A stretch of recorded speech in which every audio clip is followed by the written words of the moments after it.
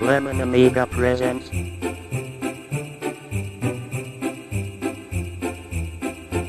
a Play Giant video review. Sit back and enjoy the show.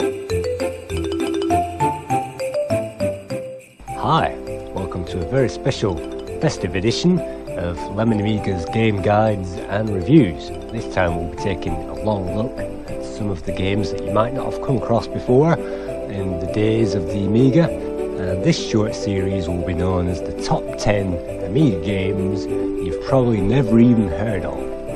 So here we go, this is the first section of games. We'll take a look at a number of platformers, and each one of these games tends to have its own intro, so sit back, here we go.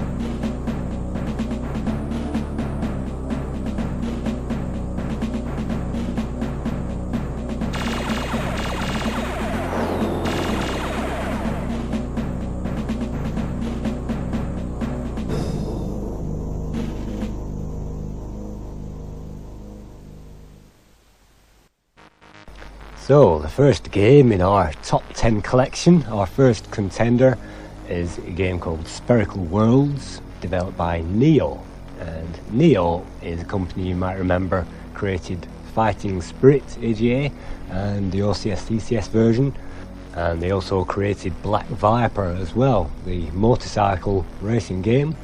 But between every Fightin Spirit and Black Viper we find something like this. This is a late development game. This was created in 1996, so at least a year after the final Amigas rolled off the production line. Maybe SCOM and Gateway were still fighting over the license around about that time. But this game, despite a wonderful animated space intro, and you'll certainly see more than one space intro as we continue with these games you've never even heard of. And I had wanted to subtitle this video games that you've never heard of, and which include a space intro, because we will see plenty of those as we go along. But regardless, let's skip past the intro for this game and check it out. So, despite all the money spent on rendering fancy graphics and creating atmospheric thematic introductions, we find the main game is very shallow indeed. You play as this spinning ball, and all you have to do is negotiate a maze from one side to the other and shoot a few enemies from time to time along your way. The ball also has a level of inertia, which means the ball will need to be sped up, and it will take some degree of time to slow down, which means slip sliding your way around the levels and overcorrecting yourself to avoid falling off into the landscape, which is an instant death.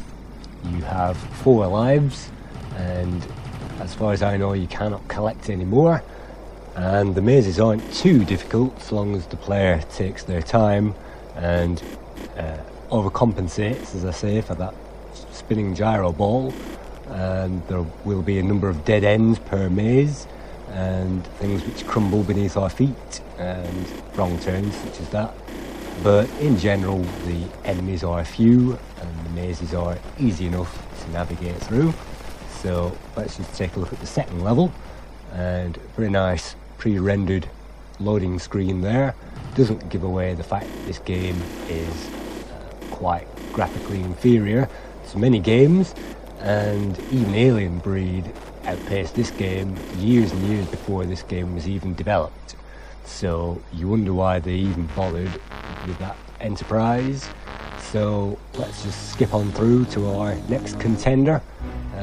This is another game by Neo. This is Cedric, and as I say, Neo Productions came into operation very late in the 1990s, very late in the Amiga's lifespan, and they went on to create Whale's Voyage 2, which is also a very difficult game to find. Great graphics, great gameplay, but trying to find things like that is very difficult. So let's just skip past that intro, and we can play this game in German or in English, and we can enter a password there, but let's just skip through and check this out. So as you can see, the sense of humour is there right from the beginning, but that's probably the best thing I can say about this game. The graphics are highly reminiscent of the Shadow of the Beast games, particularly Shadow of the Beast 2 I'm reminded of, although having said that, they aren't quite as good. You can jump on top of enemies' heads, and you can punch in a number of directions and kick and collect items. You can see there the cogs above my head means I can use the item on that spot. If these are candles beneath my feet, I cannot actually pick these up, and I'm trying every maneuver and every key on the keyboard, but I think that's just a place where I could operate a candle should I have one. But let's just skip through and check the rest of it out. I do apologise for the backgrounds. They did record fine, but somehow backgrounds there you can see flickering got lost in translation. And look at that, you really cannot survive any high falls off any high platforms, even if there are platforms lower that the player could have fallen upon. This is not Turrican, this is not Super Frog. You will die if you fall off those higher platforms, and if you incur energy, there you go again, thrown off the higher platforms. So I'm down to my last life already, haven't really got anywhere of note. I found something that says wood, and that's about it really, so not a very good game. So let's skip through to another game. This is actually a demo. This is Indigo, which was released in 1996, and we can see the graphics here are instantly superior to our previous candidate. The gameplay, unfortunately, because it's a demo, is not complete, and as far as I know, there is no way to destroy these monsters except for picking up a smart bomb. So any contact with those guys is instant death. I'm down to 3 lives, so I just picked up the key for the exit, hopefully. So let's just manoeuvre our way. There is a slight delay there on the jumping mechanism, but that smart bomb should get rid of some of the enemies for us. And I think the aim of this demo was to get to the exit. Here I am, I have the key, but I don't know how to use it. So unfortunately this Diagnosis game was never completed. It has great graphics and really good playability actually. If there was any way to jump on these guys' heads, it would have made matters a lot easier, but it isn't. So let's just skip past that and get through the demo. It's not easy to find that demo, although there is a WHD load version. So on to our next contender. This is Liquid Kids by Ocean, and you might remember Ocean did create a number of licenses which were not fulfilled at the time. They created this game as an arcade game, a direct arcade port, but unfortunately the makers of this game, Taito, who had released the game in the arcades in 1990, weren't keen to relinquish the license, and so this game is probably 90% complete, and maybe even more than that. It was virtually complete when they had to abandon the idea simply because they could not get the license. So the aim of this game is to simply fire our water droplets into these guys' faces, and that will freeze the enemies. We can then touch the enemies to collect any bonuses they leave behind, and we must make sure that the enemies, which do appear almost at random, and any number of enemies can appear from any point, so we must make sure that the enemies are clear before we exit that level. So that's level 1.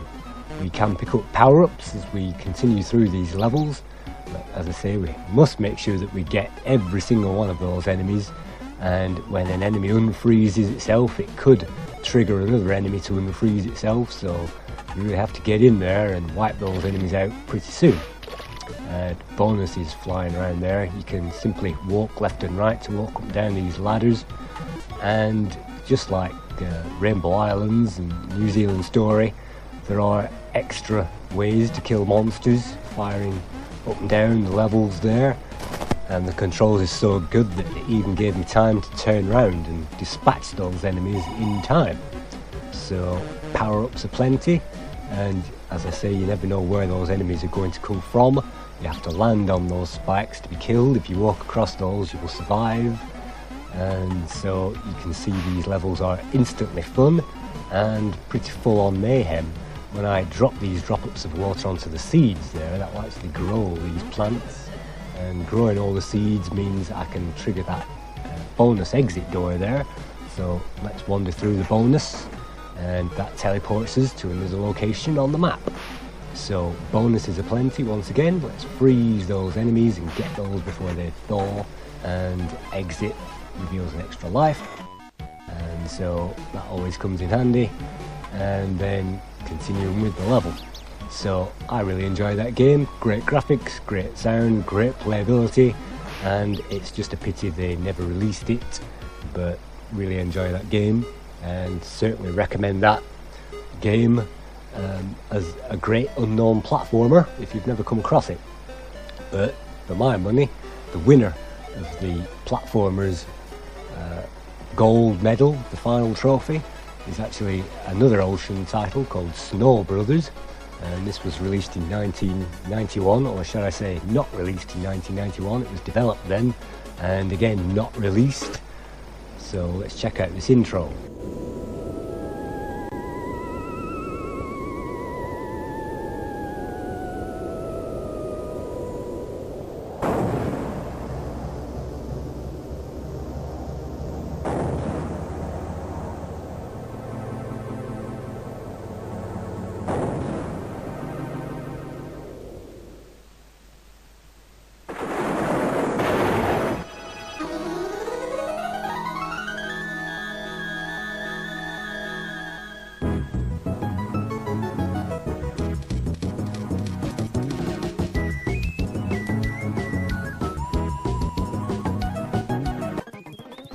The original arcade version of Snow Bros came out in 1990 and was developed by Toaplan Software, which was a Japanese company. They filed for bankruptcy in 1994, so they didn't really continue very long, but in the meantime they refused the license. Snow Bros, or Snow Brothers of course, is the tale of two brothers who have been miraculously transformed into living snowmen in their plight to rescue a fair maiden, and it's a platformer which also contains power-ups. If you should find a red power-up, that will speed up your walk. If you find a blue one, that will increase your firepower. A yellow one will increase your range of shot, and there's also a mysterious green potion which you can pick up as well. And taking a look at the options, we can change the easy or the hard mode, and we can even change the way the game handles, the controller handles in this game. So let's jump in and take on those monsters. And as you can see, Snow Bros is very much like Bubble Bobble, and you can jump from one platform to another, one level from another, and you can shoot this time your enemies either diagonally, or if you shoot them from the edge of a platform, you can drop fire onto their heads. And while the enemies are covered in snow, they will be unable to move. So that's a helpful delay tactic. If you manage to cover the enemy entirely with snow, he will turn into a snowball, which you can then roll from top to bottom, and any enemies collected in that snowball will automatically turn into power-ups, and you will have a limited number of seconds, 3 or 4 seconds, to collect those power-ups. And once the screen is cleared like this, it's just a simple scroll on to the next level. There are probably 50 levels in this game. There were in the arcade, so I can't see the formula being any different on the Amiga. And every 10 levels you'll gain access to a boss, which the first level boss is pretty easy. And if you can't get those guys straight away, you can allow them to walk off their platforms and they will eventually come down and attack us. And we can hitch a ride on those snowballs around the screen. Sometimes we can be very lucky, avoiding the firepower of the enemies, and sometimes it's just a matter of wading in there to get rid of those. But as you can hopefully see, Snow Bros is a tremendously instantly playable game. It's instantly fun. And there you go, I've just picked up the green potion. Now any enemies that I collide with will instantly die and give me a power-up. And I lost that power-up there and collided with an enemy and missed the power-up as well. But if you manage to find that green potion, that's yet another power-up in the game, which allows you to kill all enemies. So I'm trying my best to fire off that ledge, and just like pinball, I can then fire that snowball off the screen. In this case, I gain an extra life, which puts me up to 5. So I really hope you can appreciate the fluidity and the playability of this game. And again, it's a real shame that it never got released. It is rare, but not so rare that you cannot find it. So that's the winner of the platform section. On to the shoot 'em ups. And so let's start at the bottom. You may have heard of this one already. It's called U.N Squadron. It's another arcade conversion. The original was released by Capcom in 1989, and this game is from 1991. So this game had been delayed to some extent, and here we are. This is the game itself. We are in a shop with a very limited money supply. You can see we have 0 cash remaining there, and we will accumulate money as we continue with the game. And all you have to do is to avoid the bullets and shoot the enemies. The yellow token you can see there is actually a power-up, a weapons power-up, and that will increase the speed and the velocity of those bullets. And the blue one will increase our firepower and the spray of those bullets eventually. So it's best to get the armaments and the speed if possible. And this game really is tremendously difficult. And you might notice the yellow and blue firepower there. It tends to get lost in the yellow and blue backgrounds of this level, which doesn't help. So the game screen is certainly busy, and you get to the end of first level boss here a little bit too soon, and it takes a little bit too much intensive firepower to knock out, but eventually we made it. And so let's have a look at level 2 after the traditional briefing screens. And we have some money, so we can't buy anything in particular, so let's save that up. And you can see now on level 2 the graphics have improved. They've become more minimal, and you can certainly see the enemies and their firepower, and you can see streaks of lightning there streaking from the sides of the ship. But that's U.N Squadron, not my favourite scrolling shooter by any stretch of the imagination. And on to T0. Let's check out the intro.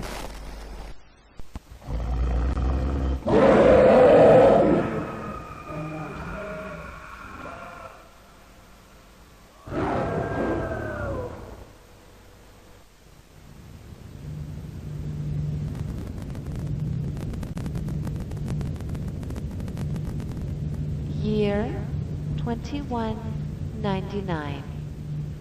The dimension known as T0 is discovered. Month, March. Dimension portal opens. and Gagistos' forces are coming to rule us. Day 24. You must stop them. Now.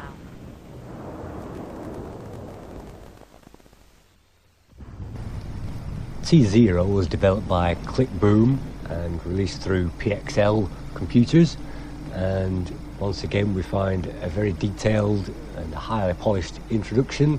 So in this case, let's see if the game follows through. And yes, that is a highly detailed picture, but great pictures do not make a great game. So here we are, this is the options menu, and from here we can select the inertia of our craft, the difficulty, the background animations, the transparency, all the little bits and pieces that enhance an AGA game such as this. And we can even choose the mode of play. So let's continue with the story mode and jump into this game. So the first thing to do is to select from a number of craft available for us to choose in the shop. Craft name Gordon Mine. Main weapons, front plasma and guns. Secondary weapons, side beams, plasma, K-missiles and front missiles. There are a number of pre-rendered ships on offer. Let's take another look at another one of those. Craft name Montar 2. Main weapons, laser. Well, that sounds good enough for me.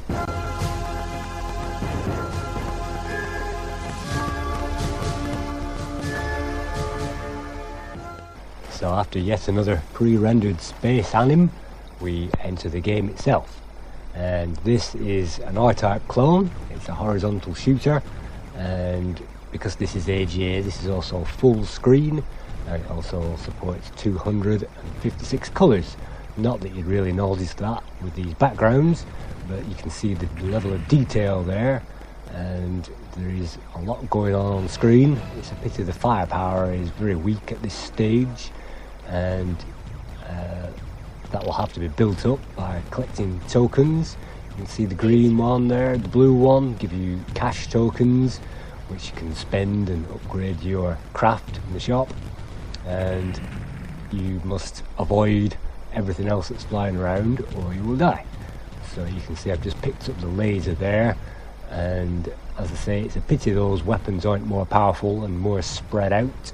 You tend to avoid more enemies than you bag on these early levels, and the level of detail is adequate for this game.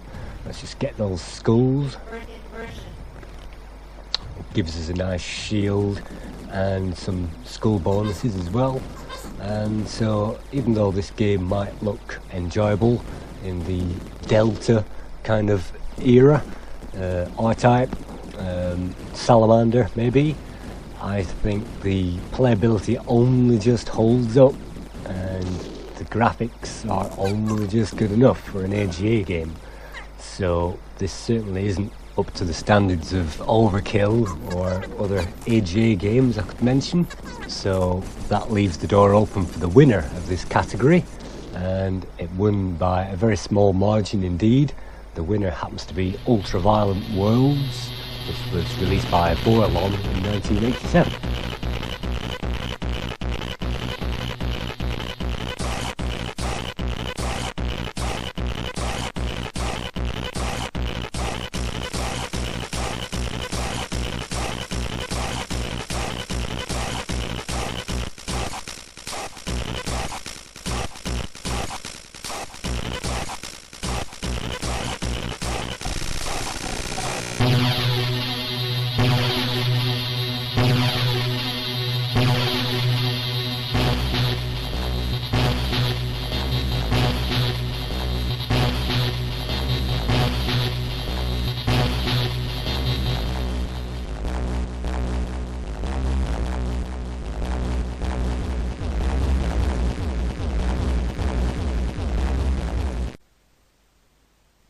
So onto the main game itself, Ultraviolent Worlds. We can enter a shop straight away to change our ship and tool up with any number of weapons and extra firepower, and we don't have very much money at the start, so let's just skip past the weapon selection and check out the main game.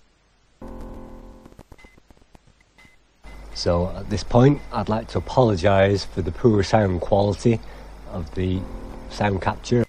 Sometimes the VSync I have set up on the emulation doesn't quite capture the sound.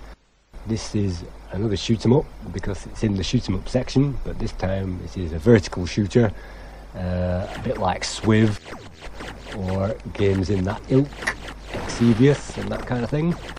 And we shall see later on the spinning blank plates will spin into our vicinity, look like ACSYS. And you can see straight away the graphics have had a key update from the previous game. They don't look half as bland, and some of those 256 colours have actually been used on screen. You can see there are actually asteroids there which look like spiky aliens. When you shoot those, they create a shield around those, so you cannot shoot the shield and you can't destroy the asteroid, the spiky thing, whatever it is.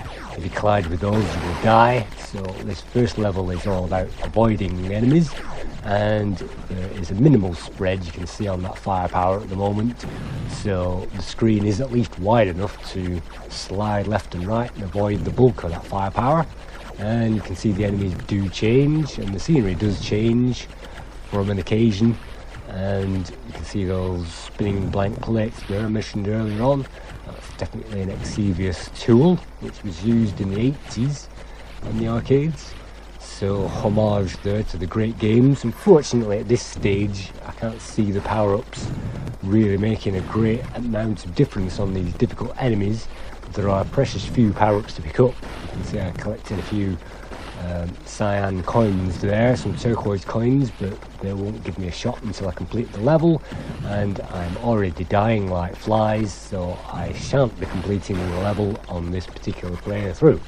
So by a very narrow margin, the playability isn't amazing, but it is there. The firepower isn't amazing, but it is there, and the graphics are just about adequate, but that certainly wins the trophy for being one of the least known shoot 'em ups.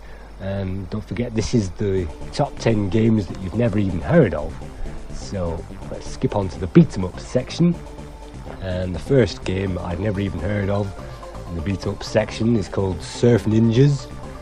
It was released in 1994 and developed by Creative Edge, and this is an OCS game.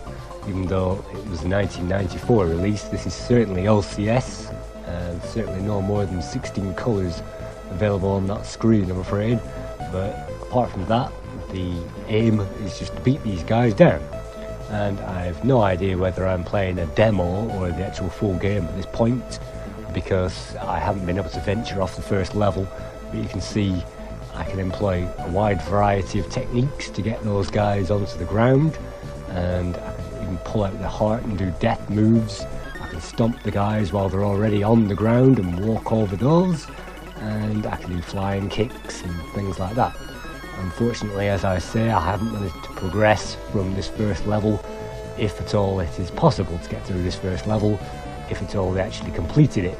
I think Surf Ninjas is another one of those demos that they attempted but didn't really complete. So let's skip past that contender and skip straight onto our next game. This is Master Axe, developed by ACSYS and released the very same year, 1994, and already you can see the high resness of the options screen certainly excels it from Surf Ninjas, and we haven't even started the game, and that's despite the game crashing on this WHD load version. But apparently we can play in a championship against a whole host of CPU guys in a Street Fighter-esque genre. And you can see the guy who's punched me basically 3 times there, and on the third punch he's wiped all my energy out to 0, and one more punch flattens me onto the floor. So perhaps the level of difficulty there is a little bit unfair, and the reactions of the joystick, or the controller in this case, the reactions have got a delay on this game, so you cannot progress instantly.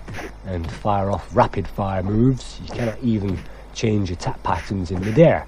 So if you find yourself landing on top of that guy, you cannot kick and land on top of him. So that basically means the winner of this section is a game called Capital Punishment, and this was again not finished as far as I know. So as far as I know, this is a demo that we're playing. This is again by Click Boom, released in 1996 for AGA computers, and so we'll be going full screen, full widescreen with this, because that's how the game came out, so we can enjoy full screen AGA graphics.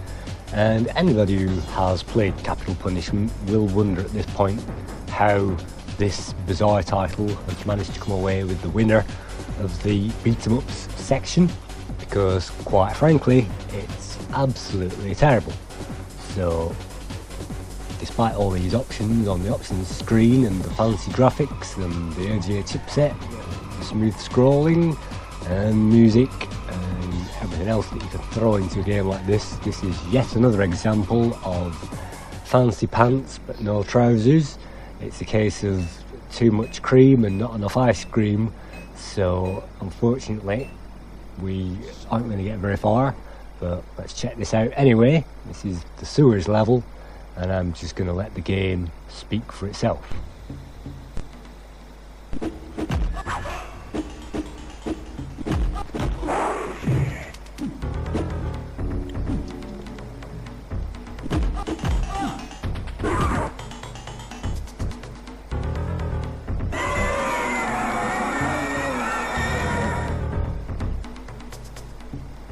Well, that was absolutely terrific. It even gives you a replay. Let's suffer that defeat.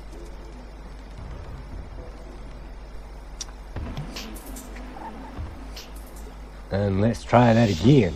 Back to the options. Try a different player, try it again. Unfortunately, despite the great graphics, the controls of this game have a 1 second delay, which means by the time you've pushed the controller in the desired direction, the opponent has already kicked your ass. So even though this game is the winner, it is the winner purely and simply because it is a rare game. It is a top 10 game that you've probably never even heard of on the Amiga, or if you have, you've certainly not played it to any degree. So that's why it's the winner of this section. There aren't too many rare beat-em-ups I could find, but this game, even though it's the winner for being the rarest game, it certainly takes the biscuit. If players do want to play a beat 'em up on the AGA systems, you really can't go wrong with Body Blows Galactic by Team 17, a very well known game, so it can't go into the unknown section, it can't be a contender. But this is on the old 60. All these games I'm showing you are all played on the old 60, so it is slightly faster than usual, but you can see Body Blows wiped the floor with the reaction time and the speed that Capital Punishment just could not muster. So that's one round over with already, and I'm toast. But certainly the better known Body Blows Galactic is better in this genre, or if you prefer fancy graphics and the best of all worlds, probably Neo's Fightin Spirit AGA is a great contender.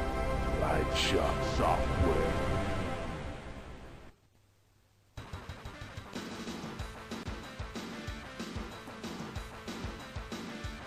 You got flames in your eyes, burning with rage into the night. So even though the introduction sequence is a lot less expensive and a lot less highly ray traced than some of these intros we've seen already, the programmers have managed to turn their hours and their game coding time into programming a superior graphic experience. And I'm glad to say in Fightin Spirit the controls are not delayed and the graphics are even better, scrolling is even better, the playability is even better, and the sound effects are even better. So if this game was not as highly known as it is, then this game would certainly have won the category for least known beat 'em up you've never even heard of, although this was released in 1996, so again beyond the Amiga's heyday. And you get special moves and you get all kinds of enemies and landscapes and a full Mortal Kombat feel to the game. So if you buy any of the previous two beat 'em ups, your money will not be wasted.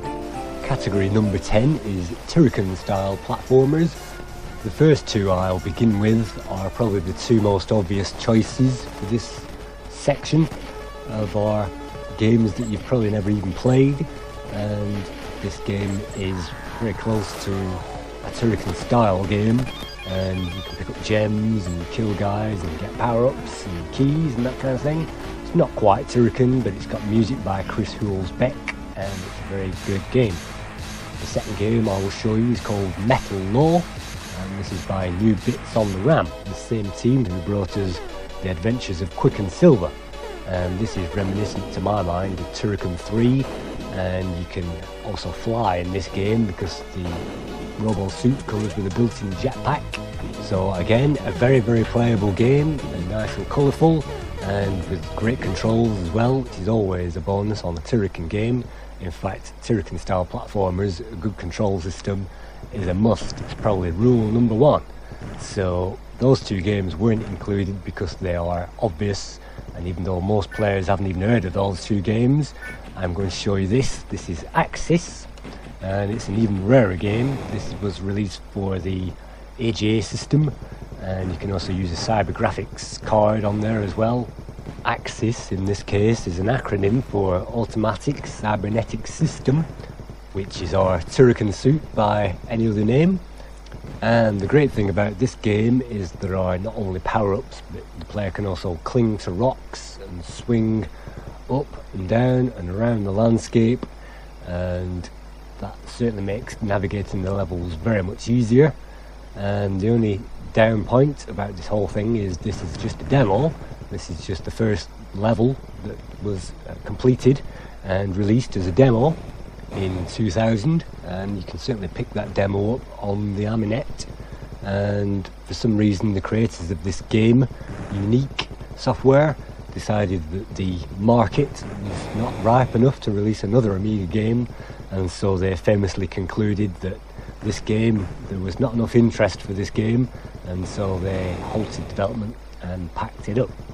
So this should have been released in 2000, which really is past the Amiga's heyday, and even though this makes use of AGA graphics and has a very nice scrolling effect in the background, you can't help feeling that the programmers would have added even more to the game had they had time to complete it, and certainly power-up systems and the enemies and things like that would have been developed even further than this. And even this demo is great to play. The sound effects are nice and meaty, and the graphics in general are colourful enough, and you can see me underwater there destroying these underwater rocks. So I feel it's a shame the developers never actually concluded this game, and the demo is probably the best thing that you're going to get. So on to the winner of this section, which features yet another space introduction.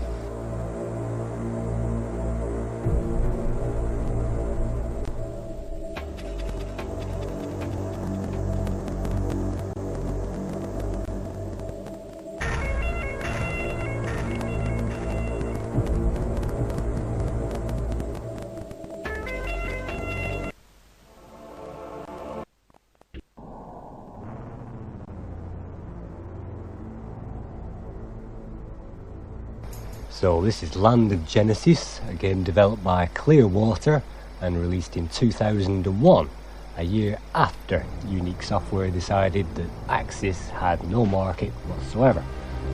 Even though the graphics in this game, or at least this level, are bland, comprising of grey and brown, and looking like something off a SNES, Total Recall perhaps, and so the graphics aren't amazing.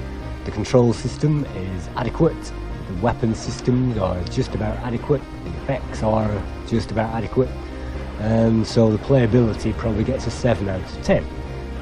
The only difference is this is the winner of this category, basically because it's an unknown game and it's probably a top 10 game you've never even heard of.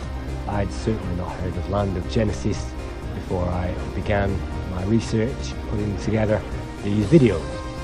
It's certainly one of those games where patience is rewarded rather than marching straight into firepower, and marching straight into that firepower has already wasted a life in my case.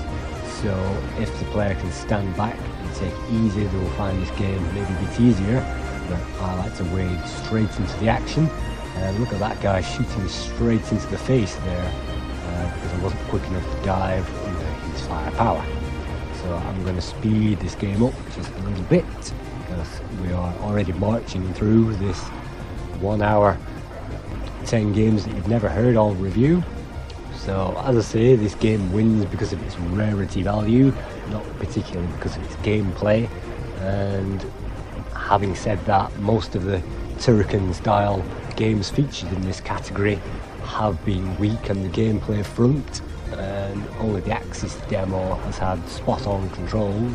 But even though the graphics are decidedly bland, perhaps in the style of the Bitmap brothers, the game does give a lot of exploration potential, and keys will have to be found to open doors, and extra power-ups can be acquired in the shop if you gain enough cash.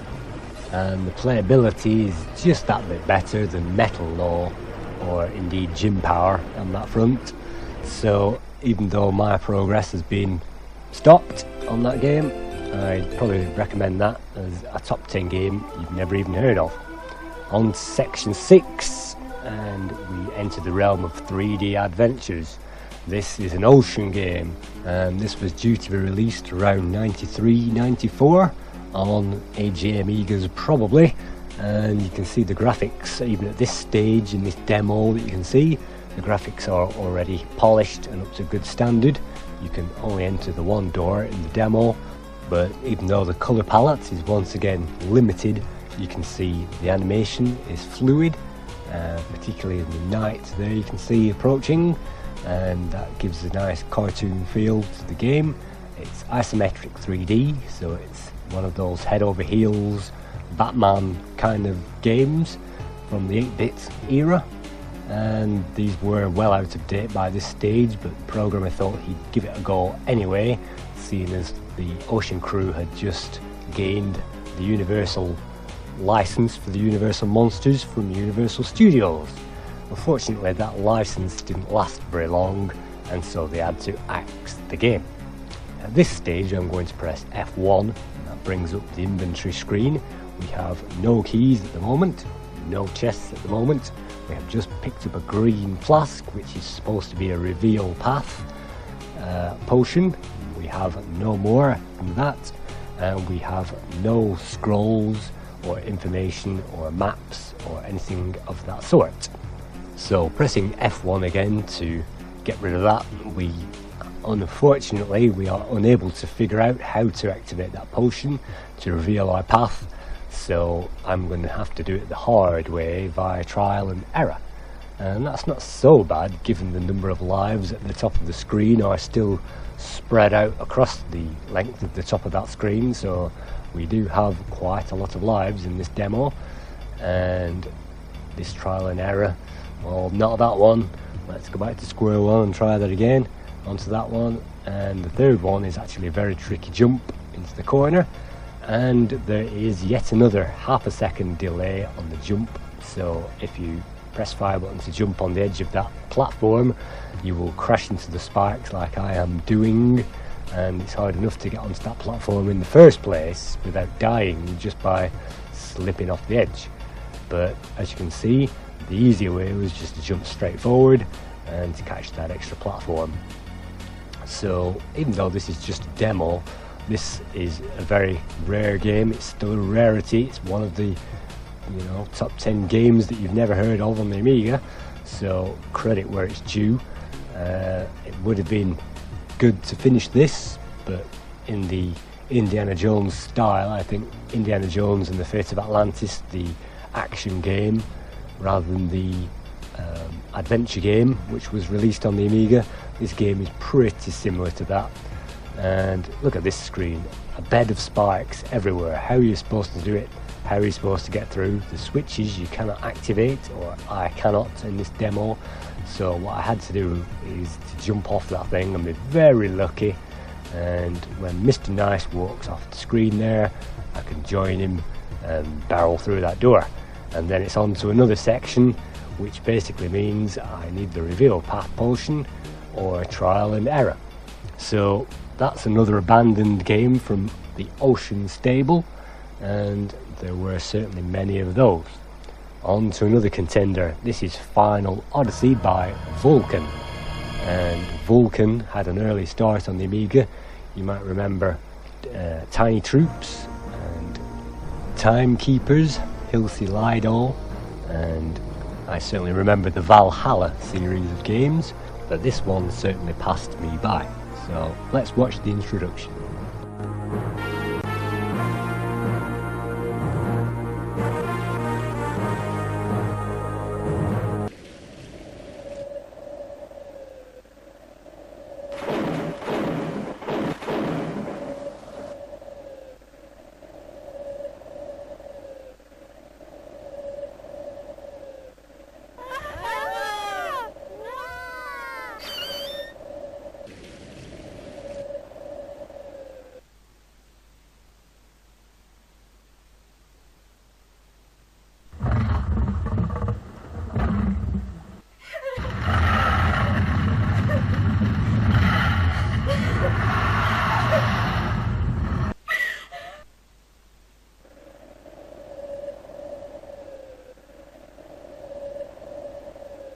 I will destroy you, Minotaur!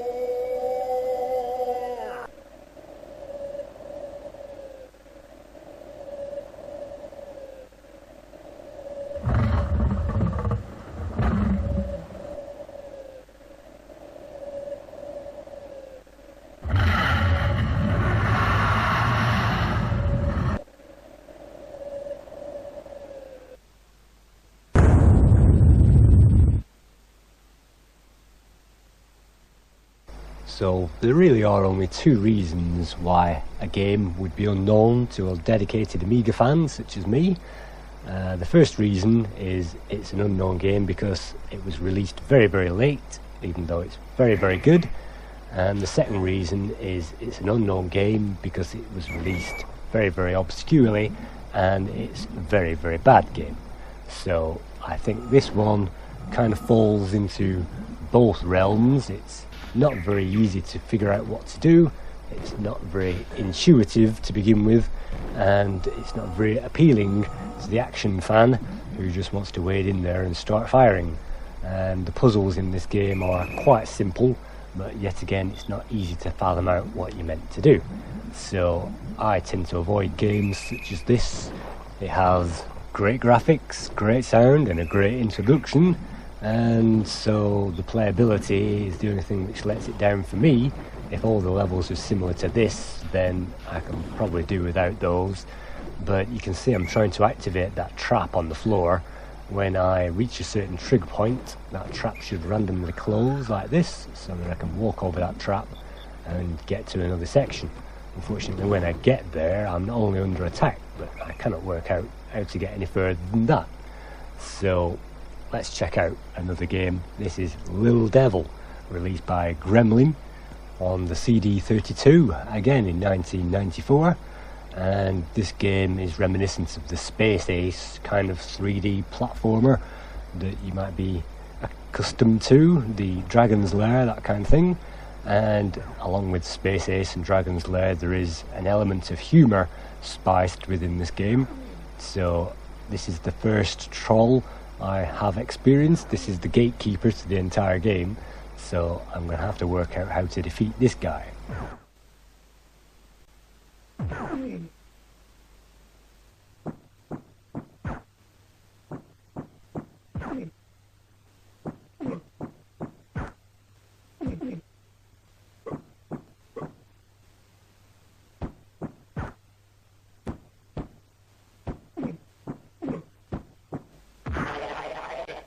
So now our jolly green friend has departed that bridge, we can cross the gangway, and it's very odd nose there on that entrance gate, but we can cross the gangway into a maze.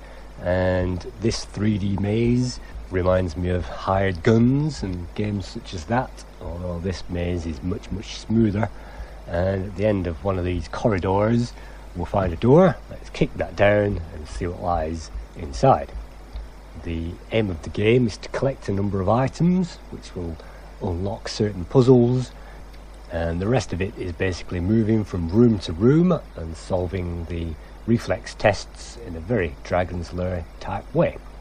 So I'm not having any fun at all trying to figure out how to use these items in this storeroom or how to collect those, so I'm going to speed the game up. In the next room we find a very mysterious spider, and she will throw out egg sacs and they will turn into spiders of their own. No doubt you must collect these spiders in the bucket and use them to your own advantage later on. It is difficult to get out of that room, mainly because the exit to the room is in the corner, so that's strange, but let's just continue. Every now and again we will find oddities like dead ends and things we'll have to maneuver around.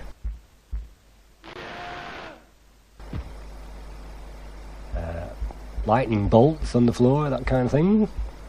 So the maze probably is easy once you've figured out where you're going, but I don't tend to remember mazes too well. Let's just check out this door, and in here we have to get from stone to stone. Let's see if I can make it, and just missed the last one. Back to the beginning.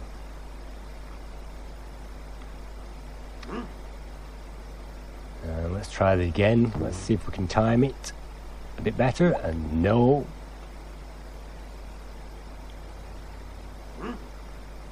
And again, and jump, and just missed it, and almost got eaten there by a very Don Bluth kind of enemy.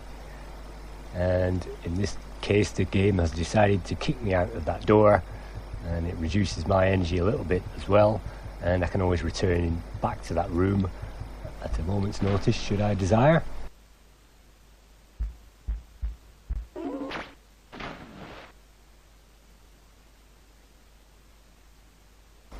Jump over the gaps there as well. Ouch.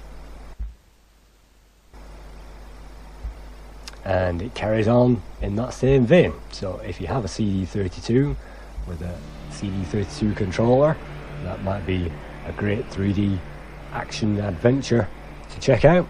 But if your idea of a 3D adventure is 3D as in Tomb Raider 3D, then the only thing I can really offer you on the Amiga that you've certainly never heard of or certainly never played to any degree is a fairly well-known obscurity called Tales from Heaven. So this is me playing the game on an old 60 emulated on a quad-core CPU PC. So this game was designed for an all 40. So playing the game with an O60 you can expect a number of glitches and unforeseen circumstances. So let's start it up and see what we can make of it.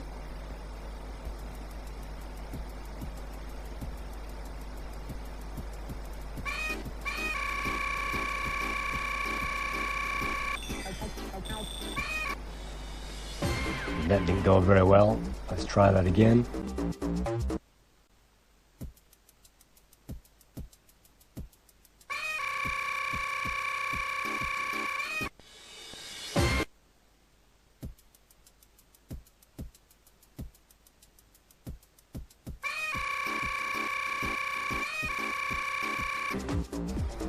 Well, I think we should rename this game The Amazing Suicide Man. Let's just give this one more try. This is actually on the all-20 Amiga 1200 setup, so if this was designed for an all-40, this should run at half speed of what it should do. So this was among the only 3D adventures on the Amiga, true 3D with polygon graphics of course. The aim is to trigger the chest there, you can see to the right, and that contains a key, and all you have to do is collect that key and take it to the exit gate. but I've had enough of that bee for all lifetime, so I'm going to sneak around that item and continue. And the next section is a bit like the obstacle course on the total wipeout zone. You have a number of raised platforms with blocks standing in the middle to negotiate, and you never actually know whether you're going to fall down or walk across onto the next platform, but everything seems to be all good so far. And then we can see a platform floating in midair there. We can maneuver the guy so that we can maneuver ourselves left and right in a fall. So even though I completely missed that platform, I maneuvered myself and I hit it. But just look at that, trying to jump on the edge of that platform to get to the next one.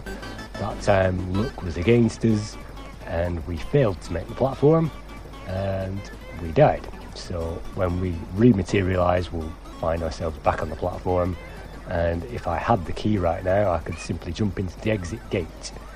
But Tales from Heaven is certainly a weak example of this genre, so let's move on through the category onto our next game.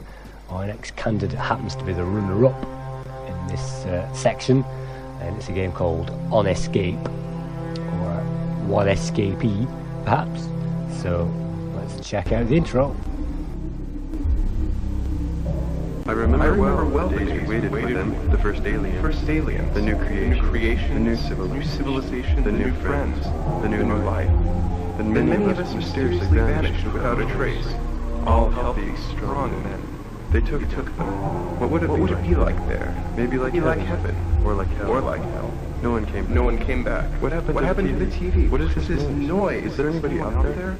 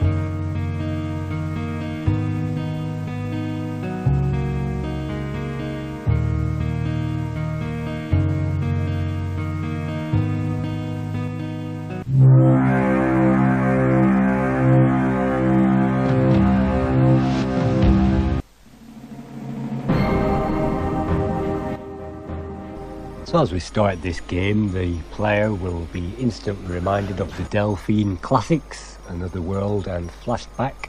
Although this game was not developed by Delphine or any of its associates, it certainly borrows from the Another World and Flashback genre, and you can see the animation is just as smooth, the similar maneuvers are there, and the player has inertia.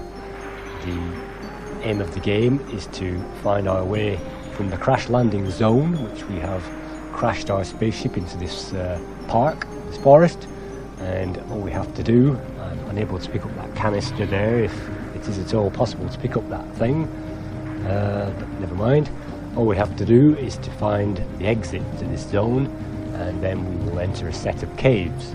In the caves we will be gaining a gun, and we will enter a firefight situation.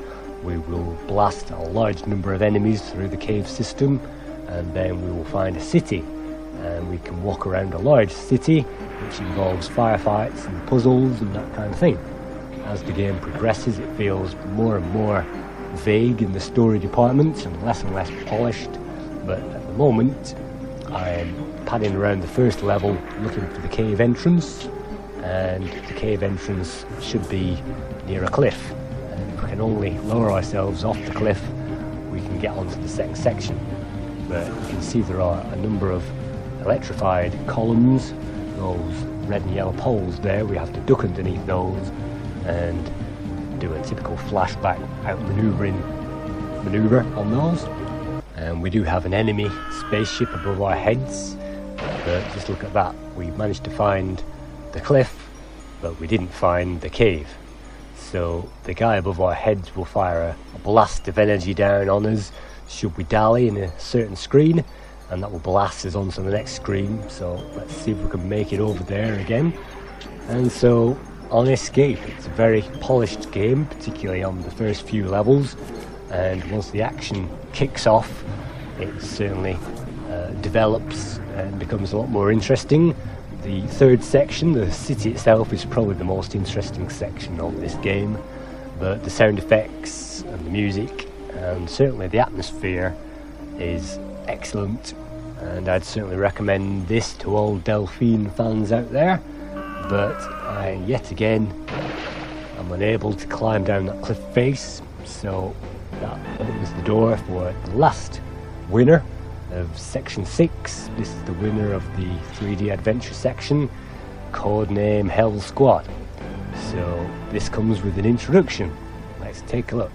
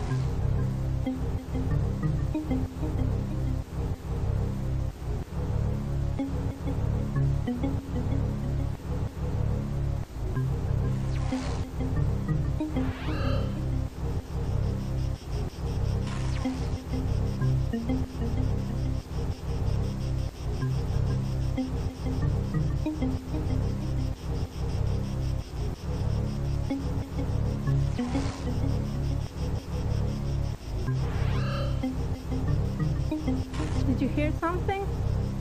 It's probably a rat.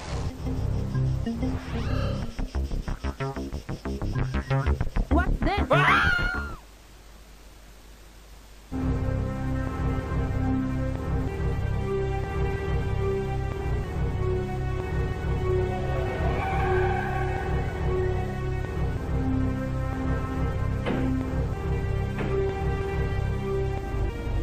Who the hell are these guys?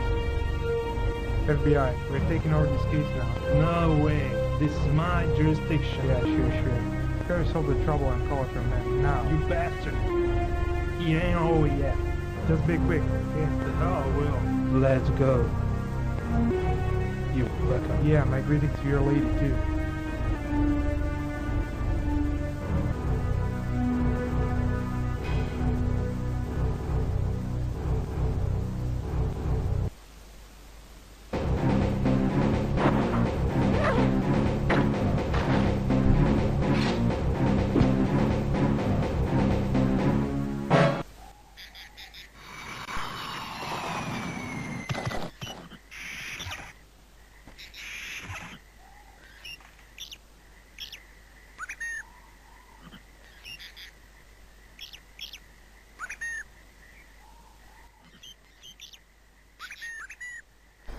codename Hell Squad sees us take control of 4 characters, 4 soldiers in our little portable army, and the game itself is a mixture of an Indiana Jones type scum adventure on the Amiga, and perhaps with little hired guns thrown in as well.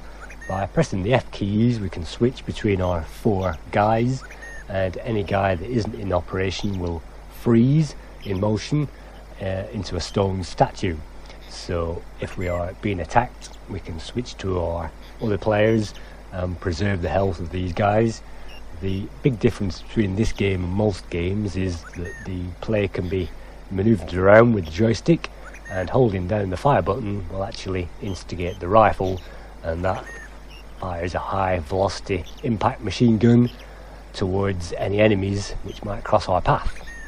And this game is not short of delivering its own comedy either.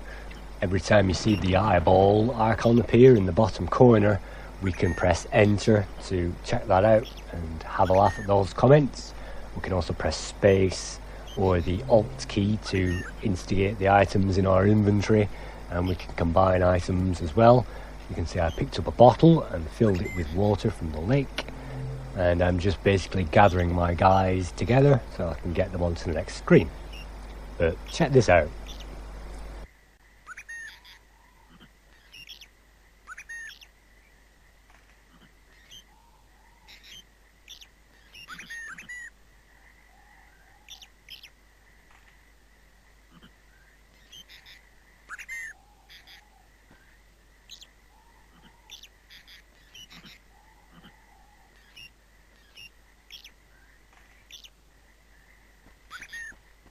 All we have to do is tap the controller twice in the direction of the exit to walk through that gate, and that takes us on to the next screen.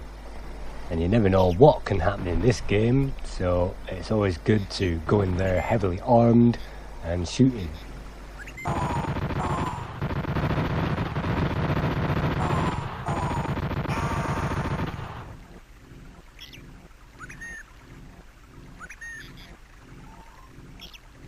The puzzles in this game are fairly straightforward and logical enough, and you will tend to only gain items which can be operated in a few screens vicinity of each other, so it doesn't really take that long once the player gets to grips with the control system to master the game and to progress easily and quickly from screen to screen.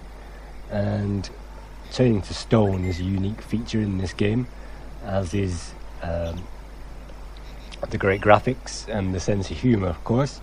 So playability is high in this game, and the action is always broken up by enemy soldiers on every other screen, so you can get your machine gun out and get firing. In this case I've just picked up an electrical device, a charged electrifier, and that thing glowing on the bridge looks like it's active with some kind of energy. So maybe if I use the electrically charged electrifier on the item on the bridge, maybe it will collapse or do something else. So the puzzles are that easy to work out in this game, as I say, once people have worked out the controls. And every member of our party has access to the exact same members of our inventory, so no matter who is currently selected, they can take advantage of all the same items. It's just that in this game you can have 4 different characters on 4 different screens accomplishing 4 different tasks all at the same time, or relatively so to that effect. You can also see in the bottom left corner the 4 faces. We are in control of man number 4 at the moment, so he's highlighted in red, and we're just swapping between those guys now. And you can see that guy number 4 has 3 bars of energy, which is just about to pop up to 4, because those energy bars will recharge on their own should you leave a guy in statue mode and recharge his energy just like that. So let's combine our item and get that to work on this bridge somehow. And no, shooting at random objects is not going to get us far in this game. We must use the items, and if you cannot use the items then you are struggling really. And I have to say, despite the very low budget introduction there, the graphics in this game in general are highly polished and highly detailed, and certainly make use of the AGA chipset. And again, the sound effects are meaty enough with the guns and the explosions and that kind of thing. You can see I'm still struggling to operate that equipment, but all you have to do is make sure that the item is highlighted in white at the bottom of the screen, and the charged electrifier was in white there, and you have to press enter on the desired spot, and that will activate the item and combine items and trigger that item. And you can also combine items, as I say, by pressing the spacebar.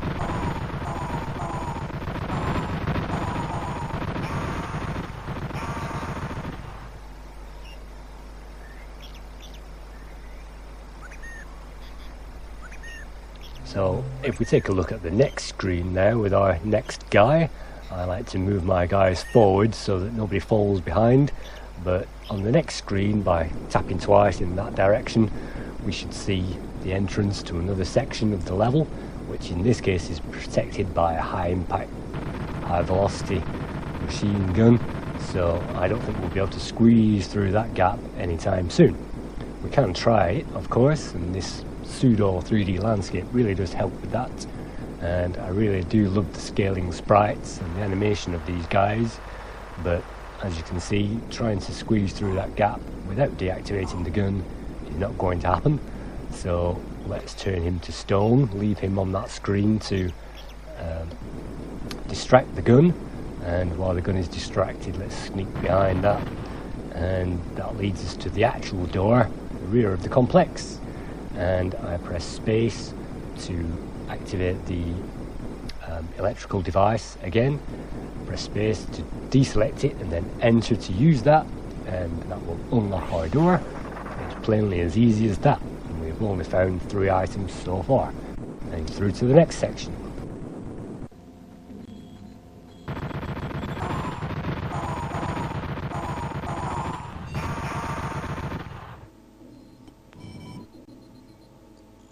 So codename Hell Squad is certainly the winner of Section 6, the 3D adventure, and it certainly is a 3D adventure, and as I say, the elements of this game really make it unique, and I haven't really seen a game similar to this before or since. So I'm just going to use the bottle of water on the machine, as that seems like the most obvious thing to do, and that should break down the defensive device, which collapses, and that reveals the computer in the background. So inserting a CD would seem the obvious solution. Let's hope it doesn't crash the computer. So thank you for viewing the first hour of our top 10 games you've never heard of on the Amiga, and if you have heard of some of these games and played them to death, I do apologise, but these are certainly games that I discovered for the first time only a few weeks ago as I did my research for these videos. So I hope to see you in part 2, where we should be covering sections 5 down to 3. So see you again soon.